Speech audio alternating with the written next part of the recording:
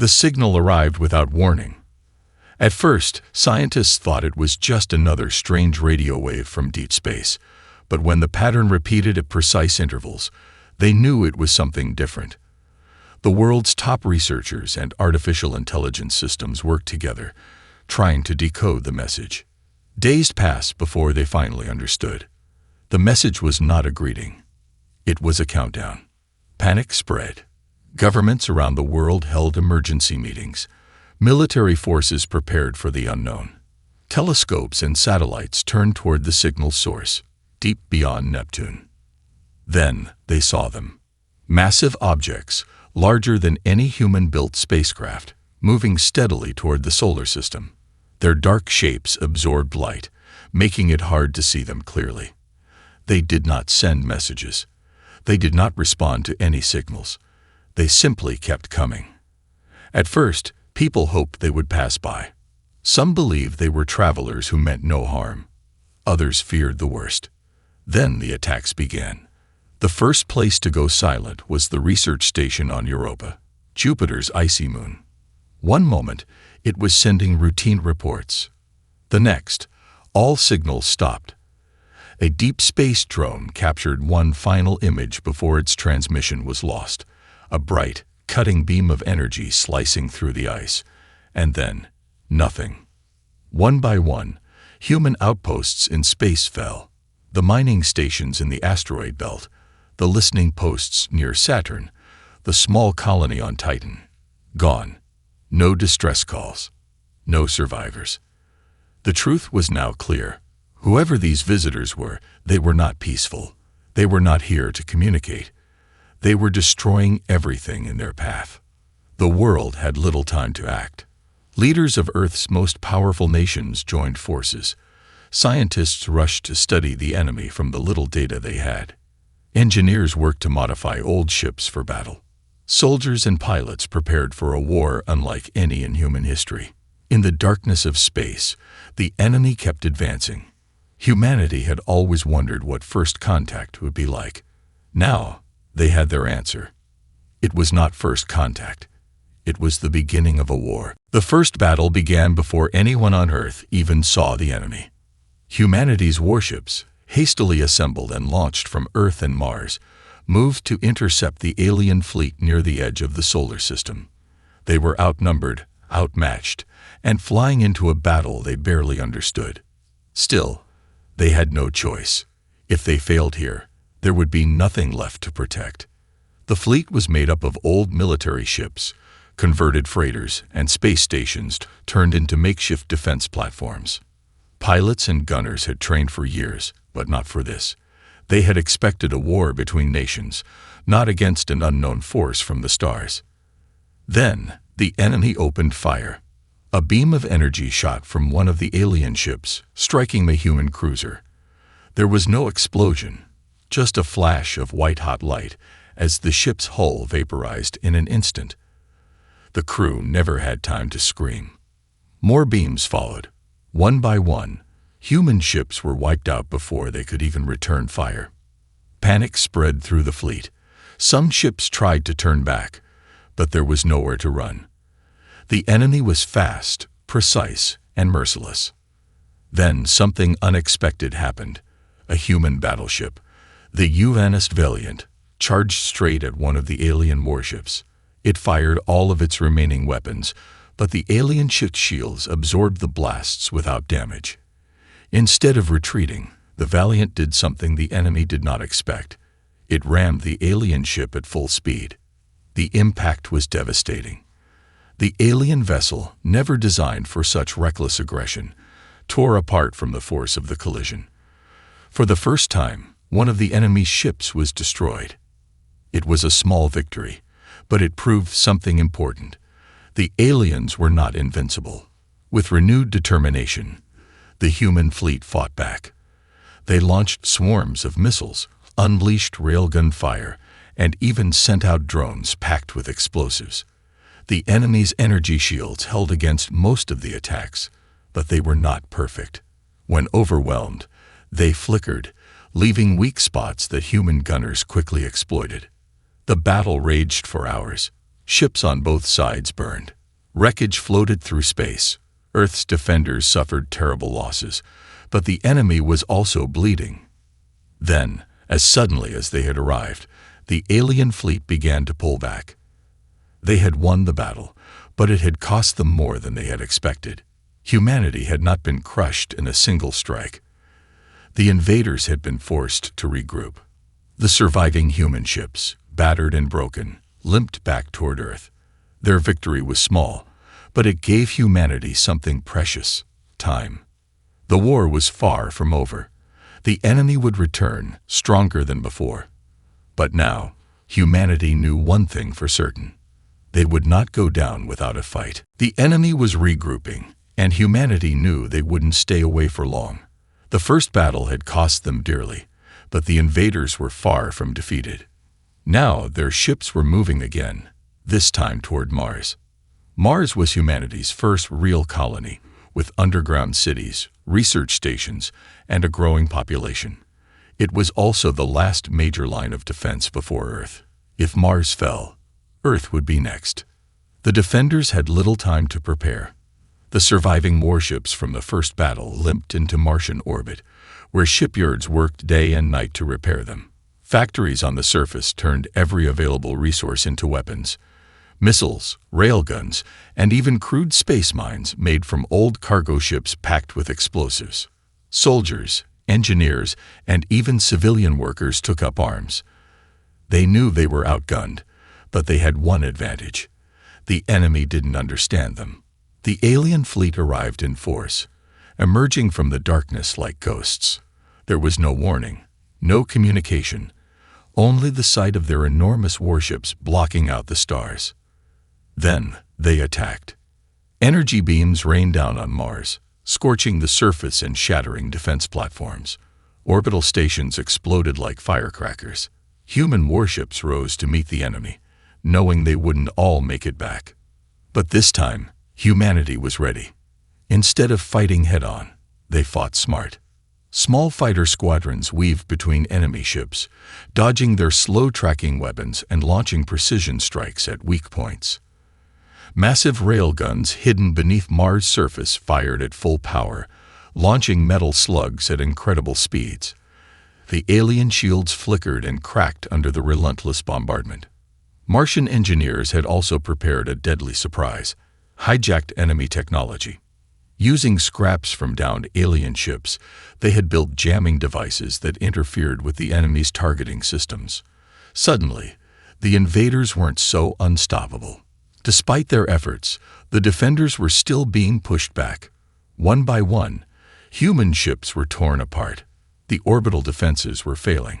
The aliens were advancing toward the planet's largest underground city, Olympus Mons base. If the city fell, Mars would be lost. In a last-ditch effort, a group of human warships executed a dangerous plan. They gathered what remained of their fleet and charged straight into the heart of the enemy formation. It was a suicide mission, but it worked. The sudden, reckless attack forced the aliens to shift their focus.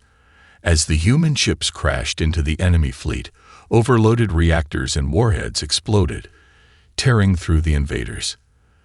The distraction gave Mars' remaining defenses time to fire everything they had left. The alien fleet hesitated. Their formation broke. And then, just like before, they retreated. A hard-fought victory. Mars had survived.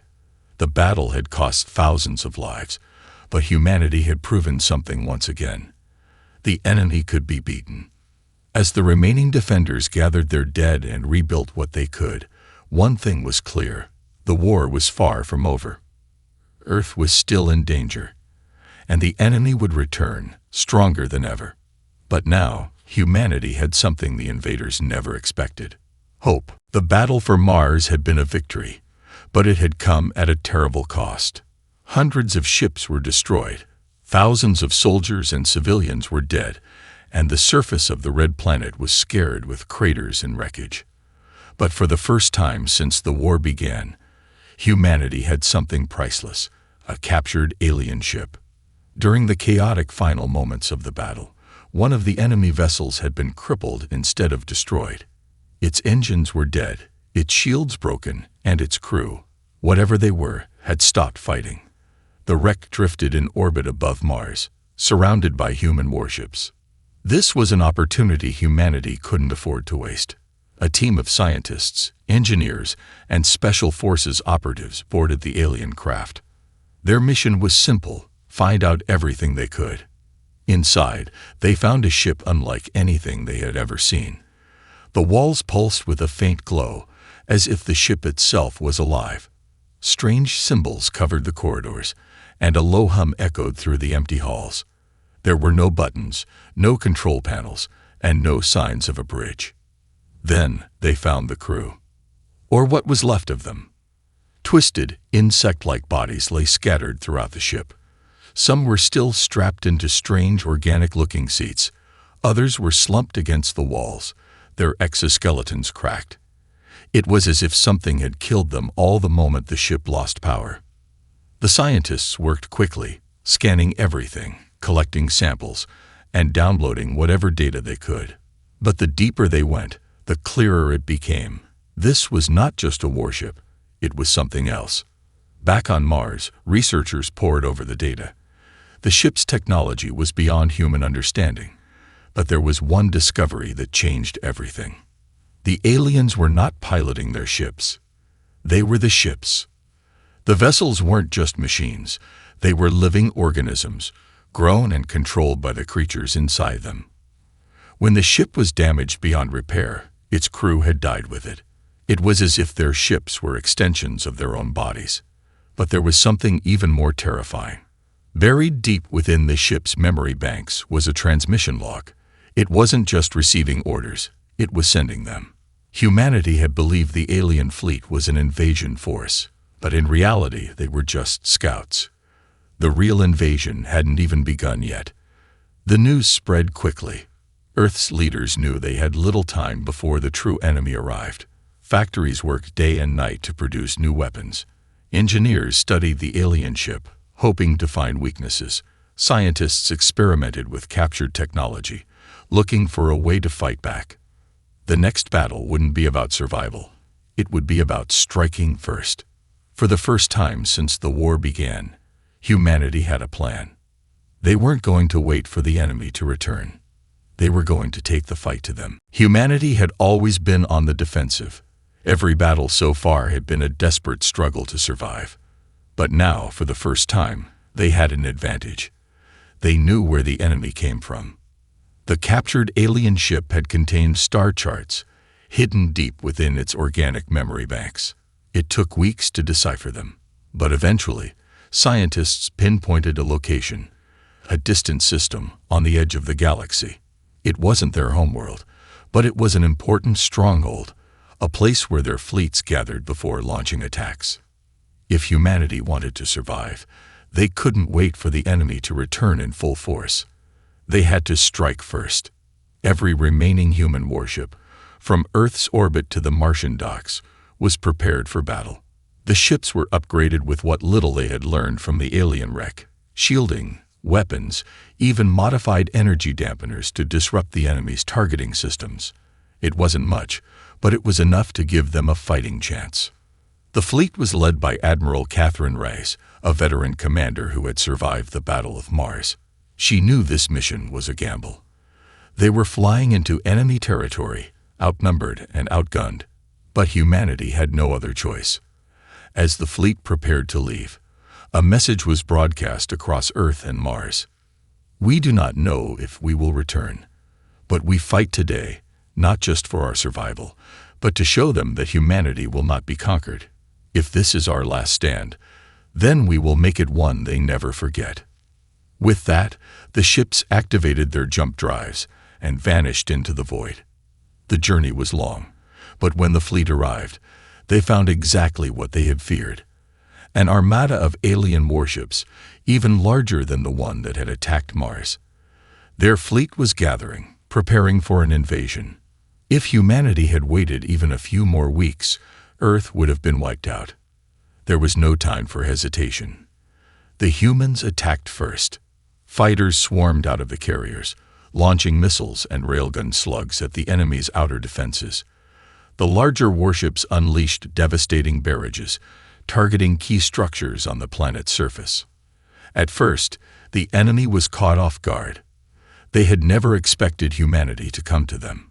But soon, they recovered, and their warships moved to counterattack. The battle turned chaotic. Human ships weaved between the massive alien vessels, using their speed to avoid direct hits. The modified energy dampeners worked. Many enemy weapons struggled to lock onto targets. But even with these advantages, the aliens had sheer numbers on their side. One by one, human ships were lost. Explosions filled the void as entire battlecruisers were torn apart. Then, Admiral Rise made a bold decision. A small strike team, using stealth ships, would land on the planet's surface. Their mission? Destroy the command center controlling the enemy fleet. If they could take out the enemy's leadership, they might just have a chance. As the space battle raged on, a handful of human soldiers descended toward the enemy world, ready to face whatever horrors waited for them. Humanity had come too far to turn back now. The dropships cut through the thick, storm-filled atmosphere of the enemy world. Lightning crackled across the sky, illuminating jagged, obsidian-like mountains and vast biomechanical structures pulsing with eerie blue light. This was no ordinary planet. It was a living fortress. Inside the lead dropship, Commander Elias Vance gripped his rifle tightly. He and his team were humanity's best. Special forces trained for deep space warfare. But even they had never faced anything like this. Their mission was clear: infiltrate the alien command center, plant explosives, and cripple the enemy fleet's coordination. They had one chance. If they failed, the fleet in orbit would be overwhelmed, and Earth would have no hope of survival. The dropships barely touched the ground before the enemy reacted. Towers of flesh and metal twisted unnaturally, revealing hidden turrets that spewed crackling energy blasts. One of the dropships was hit before it could land, erupting into a fiery explosion. Vance and his surviving soldiers leaped from their ships, sprinting for cover among twisted, bone-like structures. The air smelled like burning chemicals, and the ground beneath their boots moved, shifting as if the planet itself was alive. "Move! We don't have time for a fight," Vance shouted, signaling his team forward. They advanced quickly, weaving through the alien terrain. Drones, resembling a fusion of metal and insect, swarmed from the shadows. Pulse rifles roared as the soldiers cut them down, but for every one they destroyed, two more appeared. Then the ground split open. From beneath, hulking creatures emerged, four-legged armored beasts with glowing maws. They didn't fire weapons. Instead, they screamed, a high-pitched, mind-piercing noise that sent some soldiers to their knees. Vance gritted his teeth and pressed forward. There was no time for hesitation. Ignore them. Get to this structure. The team finally reached their objective, a massive cathedral-like structure pulsing with alien energy. The entrance was sealed, but one of the engineers, Lieutenant Avery Chen, hacked into the organic control panel. The door groaned open, revealing a twisting corridor of veins and wires. Inside, the walls pulsed like a beating heart. Strange, liquid-like symbols shifted along the surfaces, unreadable but clearly watching. The deeper they moved, the more unsettling it became. They were not inside a building. They were inside something alive. They'd reached the core, a massive, glowing sphere suspended above the ground. This was the nerve center controlling the fleet. Destroying it wouldn't just disrupt communications. It could sever the connection between the enemy ships and their pilots. Chen placed the charges, setting the timer. 3 minutes until detonation. Then, the walls opened up. A towering figure emerged, unlike anything they had seen before. Not a drone, not a beast, but something intelligent. It had no mouth, only 6 glowing eyes, and it moved with unnatural grace. It spoke, not in words, but directly into their minds. You are nothing. You should not exist. Your defiance is meaningless. Vance raised his rifle. Yeah. Let's see how meaningless this is. He pulled the trigger. The bullet stopped midair, suspended by an invisible force. The creature lifted its hand, and suddenly, Vance and his team were hurled against the walls. Pain exploded through his body as he struggled to move. The timer on the charges counted down. 2 minutes. They had to finish this mission, or die trying. Vance struggled against the invisible force pinning him to the wall. His vision blurred, his muscles burned, but he refused to give up. The alien entity loomed over them, its 6 glowing eyes unblinking. Its voice slithered into his mind like a cold whisper. You fight against inevitability. You will fail. Your kind will be erased. Vance gritted his teeth. Not today. With all his strength, he reached for the combat knife strapped to his chest. The moment his fingers wrapped around the hilt, he threw it. The blade spun through the air and struck one of the creature's glowing eyes. The alien let out a sound, not a scream, but something close, and its concentration broke.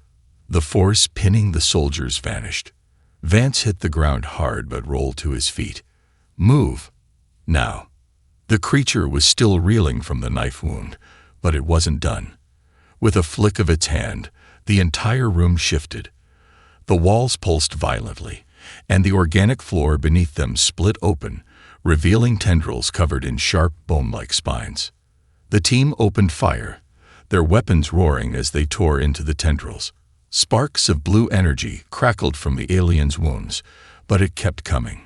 The tendrils lashed out, impaling one soldier and slamming another against the wall.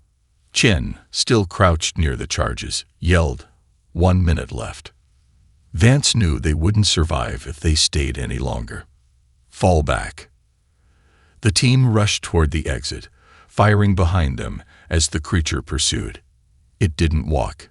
It floated, its body twisting unnaturally as if it had no bones.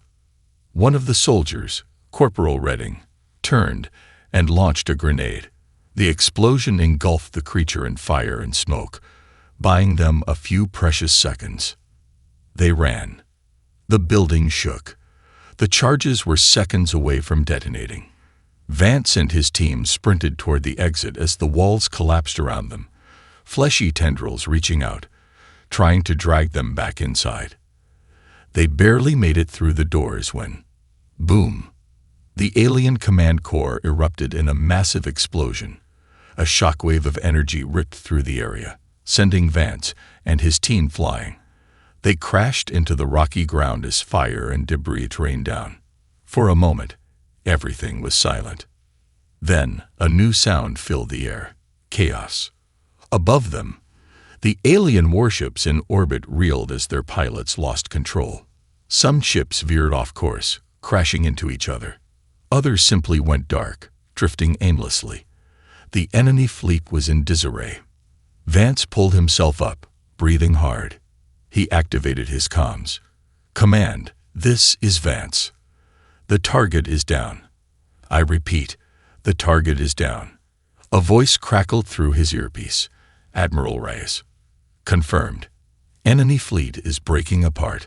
All ships press the attack. From orbit, humanity's fleet seized the moment. They launched a final assault, overwhelming the remaining enemy vessels. Explosions lit up the sky as ship after ship was destroyed.